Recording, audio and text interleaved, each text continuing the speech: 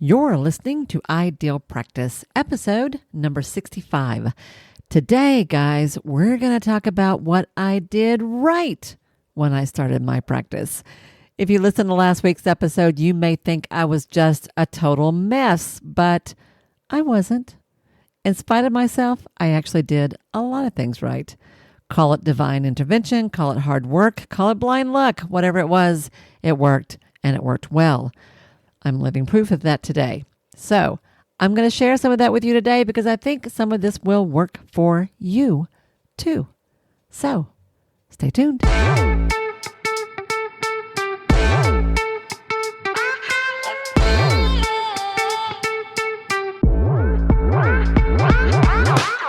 Hi, I'm Wendy Pitts-Reeves, and with over 2 decades of experience in the private practice world, I've built my 6-figure business while learning a lot of lessons the hard way.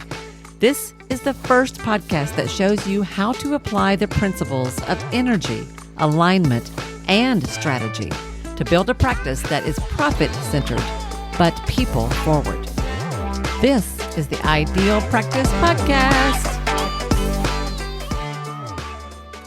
Hey guys, and welcome back. Thank you so much for tuning in to another episode of Ideal Practice. This is Wendy, and I am thrilled to be hanging out with you guys today. I hope you're having a great week. I hope life is rolling along for you. I hope you have had a win this week in your practice, because I know that you're doing a lot of things right too. Sometimes even if you don't know it. So I want to share with you some of the things that I look back on now, and I'm like, you know what? That was a really good move on my part. I didn't have any advisors. I did not have mentors. I did not have teachers when I started my practice. Not really. I did go find that along the way, but I didn't have access to the kind of resources that a lot of us have today. I still managed to get some things right, and I wanted to share that with you today because some of this will help you reach success even faster. Does that sound good? I hope so. And if one of these resonates with you, let me know because I want to uplift and encourage you as well. So the first big thing that I did right back in the day, I did have a vision for what I wanted to create. It was very specific. It was an inspiration that had hit me and wouldn't let go. And it became my guiding light. It became the North Star for everything I did. From the very beginning, I knew that I wanted to build a business that did 2 things. First of all, I wanted to provide a really wide variety of top-notch, high-quality services that would help all kinds of people in all kinds of ways. I wanted to be the go-to resource in my town for mental health. That was my original goal. But I had a second goal as well that I didn't necessarily state out loud, but it was very near and dear to my heart.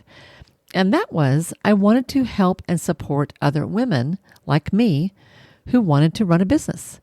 Because when I was starting my practice, there just weren't any resources out there for women in business. It was pretty much a good old boys club, and I had become painfully aware of that. I wanted to change that. And so from the very beginning, I had those 2 guiding principles that were behind every decision I made from the beginning. And you know what? That served me well. In many ways, that carried me all the way through until I sold my practice a couple of years ago. It ran, that's basically what I ran on for 25 years. That is important. Do you have a vision for what it is you want to build?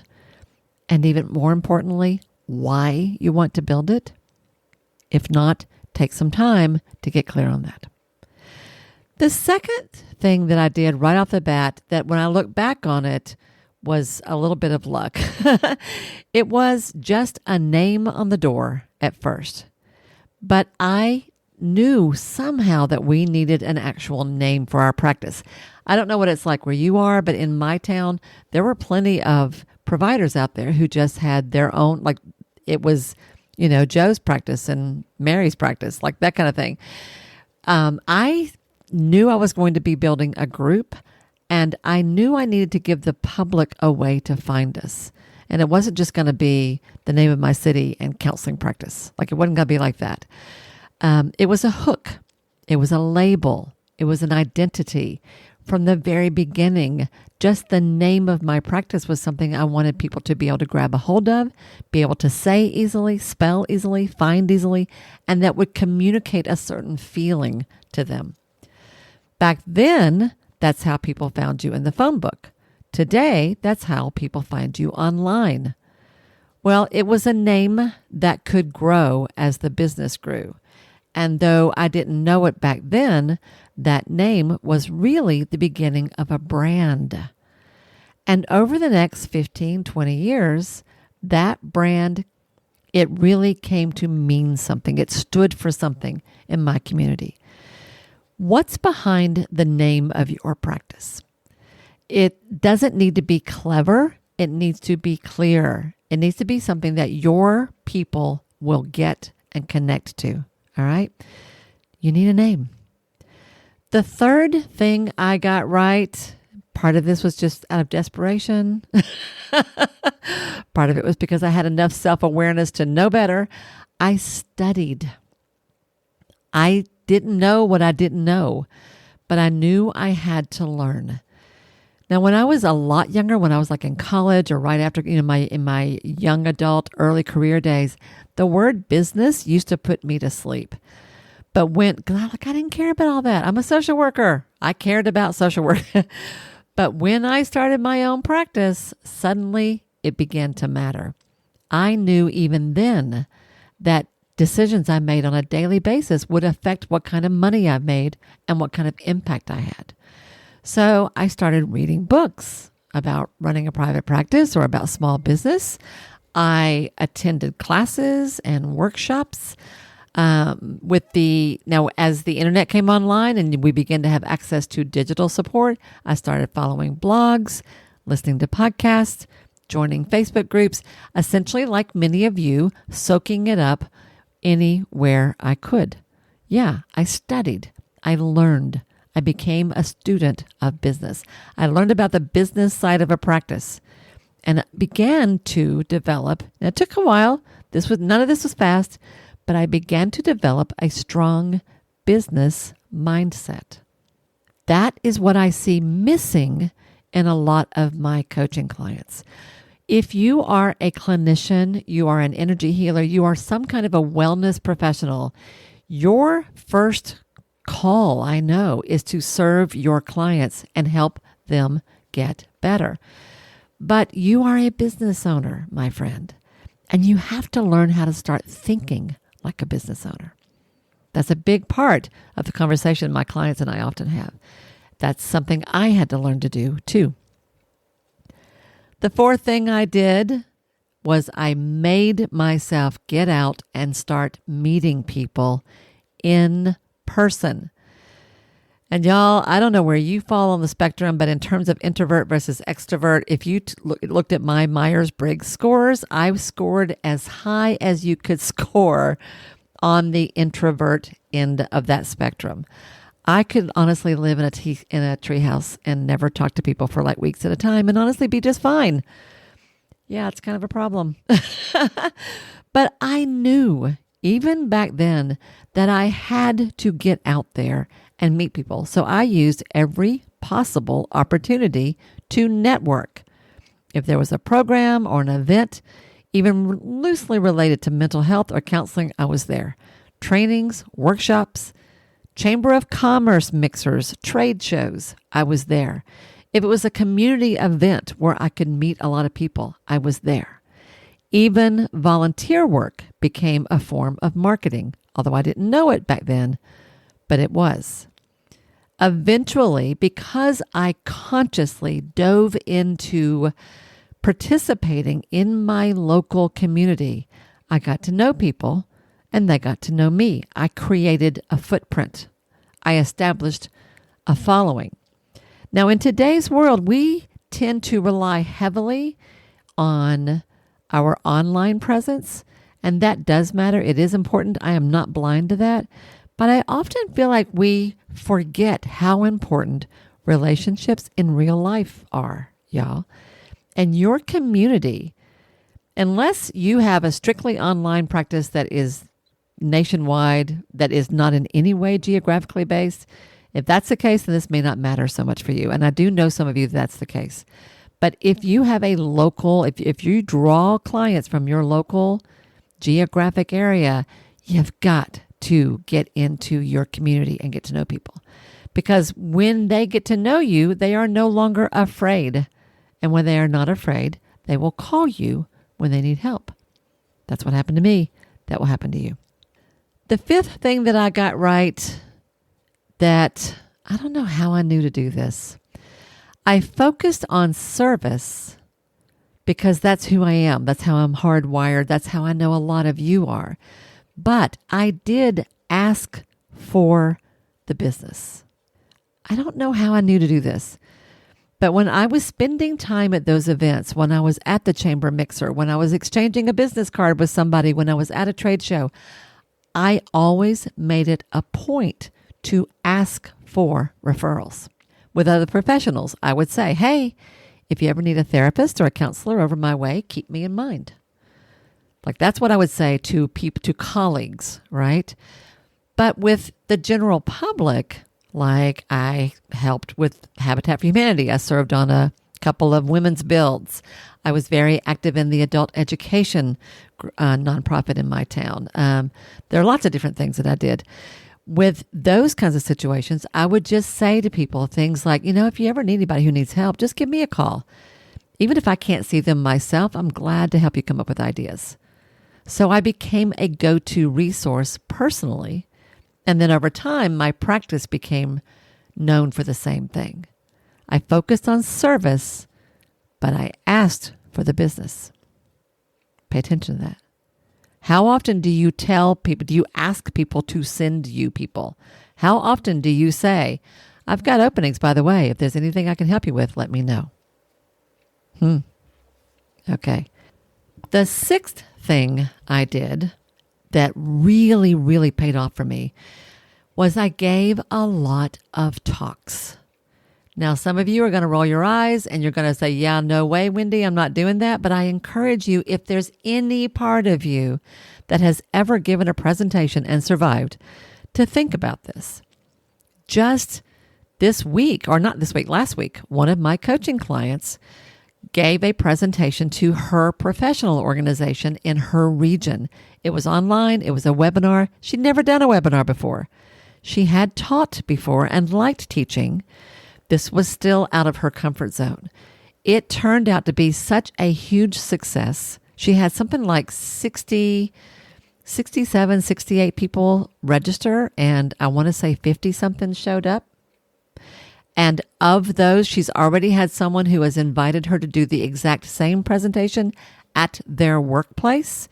Don't you know that's going to turn into business for her? Yeah, it is. Well, I did the same thing. I gave talks everywhere. Most of them were free.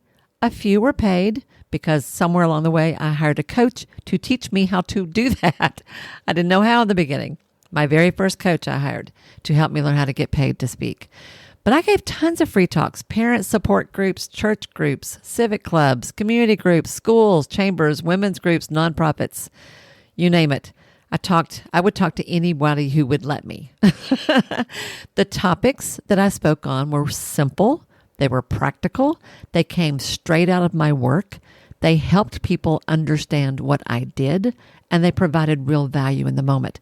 Like I remember one of the more popular talks, I did a lot of talks about parenting with teenagers because that's kind of what I was all about at the time. I gave a talk to mothers of preschoolers group about what depression looked like because that was a huge issue with that group. So here's the thing. When you give talks, people get to know you. You're going to be the first person they think of when they know somebody who needs what you do, or when they themselves need what you do. They're going to call you. I'm telling you, I can't say this enough. Giving talks is huge. And y'all, Sunday school classes, your Kiwanis Club, your chamber, there are all kinds of groups that are looking for speakers all the time. Don't miss that. if that's at all a part of your skill set or one you're willing to develop. Don't miss that. The seventh thing that I did that was helpful in the beginning, now I don't know if I would do this today, but it helped me and it might help you. I did bring on partners from the start. In the beginning, I had business partners who were totally in alignment with the vision that I had for practice. Now, I asked somebody to join me originally, and then somebody else invited me to join them. And we joined forces, and that became the core of what turned into a really thriving group practice. Working together with somebody else in the beginning when I didn't have much confidence, that gave all of us the mutual kind of support and companionship and confidence that we needed to grow. It helped relieve stress. It gave us a way to share overhead costs. And sometimes we would offer workshops and groups together. It enabled us to expand the services that we wanted. That really helped me to get a practice going in the early days. Now, I don't have partners anymore. Today, I have enough confidence to handle this on my own. And over time, indeed, those partners changed because our visions evolved and people wanted different things, right? Nothing wrong with that at all. So my client changed, my client base has changed, my interests have changed, my practice has too, yours will too. And I'm not going to say that you necessarily need a partner. If you can do this on your own, actually, I encourage you to do it on your own. But I do think that helped me in the beginning, so I don't regret it. A lot of those early partners are still among my best friends today and still are like advisors to me even today. Sort of along those same lines, the eighth thing that I would say I did right back then was I did look for and find mentors. Now, back then, this was way before the coaching industry had taken off. That term wasn't even around. But I've always, like throughout my life, I've always been someone who would learn from people that I admire, and I have never been afraid to seek that out. I mean, even as a young adult, even as a teen sometime, I've always been someone, I'm not afraid to go to somebody and say, I really love the way you do XYZ. Is there any way that you could show me how you do that or tell me more about that? I have never been shy about that. And in my experience, people are eager and willing to share that. I am. When people ask me for that kind of thing, I've always loved that, right? So I would reach out to, for example, senior level clinicians who were in private practice, and I would ask them for lunch or a phone consult. I would ask them clinical questions and about their business practices. That was immensely helpful to me in the early days. At one point, one of my colleagues started a consultation group, which I joined, and I was a member of the same consultation group that met twice a month, y'all, for 20-something years. We finally disbanded when the pandemic hit, but we had been meeting literally twice a month, every first and third Tuesday from 10:30 to 12, like clockwork, for literally decades. That was incredibly helpful. Running a practice can get a little lonely sometime. Don't be afraid to ask for help from each other and from those that you admire. And although it goes without saying, if I was starting a practice today, I would take a course, I would join a mastermind, I would hire a coach. That wasn't available to me back then, but by golly, today I wouldn't even think about doing this without taking advantage of those kinds of opportunities, because it can just make everything so much better, so much easier. Yeah. And I think the last thing I want to share is that I would say that one of the last things, I mean, there are so many things I've done right. Like, I'm not even including in this list that when I made the decision to shift away from insurance and into self-pay, when I made the decision to start hiring coaches, I did do that. When I made the decision to add packages into my work, when I began to develop online courses, like all of those are things that I did right too, but that was much, much, much later in the process. What I'm sharing with you today are what happened in like the first 5 years, 10 years that I was in business. But the last thing I want to share with you today is that above all else, I just kept going. I stayed with it. As with any business, there have always been highs and lows. There were times when I made lots of money, and there were times when I could barely pay the rent. That was part of the process. There were times when I had difficult staffing issues that I had to address. It was not always, unicorns and roses. Things happen. Things work. Things don't work. But when those times hit, I never even thought about quitting, ever. Not once did I ever think this was a mistake, I should never have done this, and want to go get a job. Never. I looked for help. I brainstormed solutions. I journaled. I meditated. I turned to my friends. I paid people to help me. I did whatever I had to do. I figured things out. I learned. And I grew as a human being, as a clinician, and as a business owner. I hope and I think I know that you are the same. You don't quit either. You might stumble a little bit. There might be days when you wonder what the heck you're doing. But you too, I believe, are the kind of person who's going to keep going and growing, right? Yeah, I think you are too. Well, I'd love to hear from you. This is short and sweet today. Is there anything I've shared with today that really resonates with you? And is there anything I've shared today you'd like to hear a little bit more about? If there is, shoot me a DM on Facebook or an email message. Reach out to me and let me know. I love hearing from you. And if you don't mind a little shameless plug, I'm going to share one last thing before I wrap this up. If this is helpful to you, if you learn from these episodes, I would love it if you would consider supporting my show. You don't have to do this, but some of you I think might want to. If you go to my podcast and you click on the show notes for this episode, you'll see down near the bottom, there's a place that says support the show. You can actually, on your own, sort of subscribe with a small monthly donation, as little as $3 a month, which would just be a nice little way of showing a little love and let me know that this is helpful to you. I really appreciate that. I appreciate you more than you know. And I would love to hear, what do you feel like you're getting right in your practice? Reach out to me. Let me know today. Have a great week, everybody. That's what I got for you today. And I will see you next week right here. Same bat time, same bat station on the next episode of Ideal Practice.